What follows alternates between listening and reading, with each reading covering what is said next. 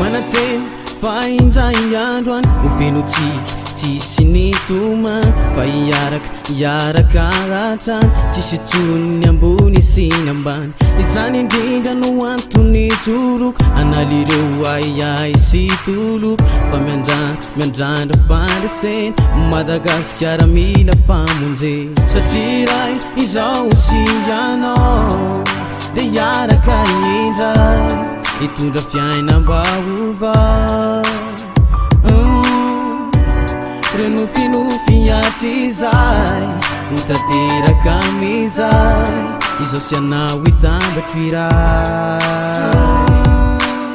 andao ijoro mahereza mitraka inenzininy tsy maintsy mbolisa itirtina tokano aisy hoanao fa hitondra hoery ray vaovao andao ijoro mahereza mitraka inenzininy tsy maintsy mbolisa itirtina tokano aisy hoanao fa hitondra amin'ny fiainam-baovao amin'ny fiainam-baovao Madagasikara fiainam-baovao Fraisakina noery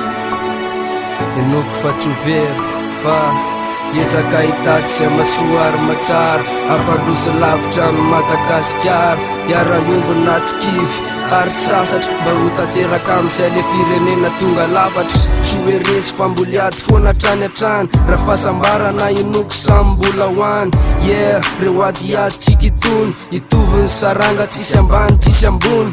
tsy akipo am'ireo firenena sasany aleo tena sahitsoro amy soary ny asiny fantsiraray atateraka izay tiny fa mbola betsaka reo malagasy firifiry no misedra dy mafy fa miandrandry lay fivoarana efa niaritrela nefa atao tsy mety farana fa manapetra reo fotoana nizakany reo fijaliny zay mangejojany no tatary zay atao amizao anyarina nivaly tsy manatsy nivaly zay nandrava firenena mbola ivaly amin'ny any de reo vavaka natao ivaly tondra soa hoanaro anao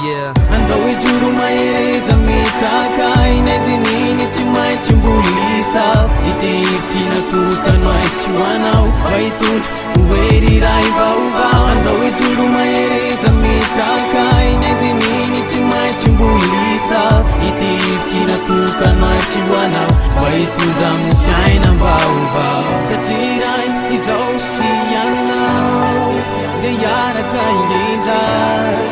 itondra fiainam-baovao renofinofi atrizay hotanteraka amizay eo Malagasy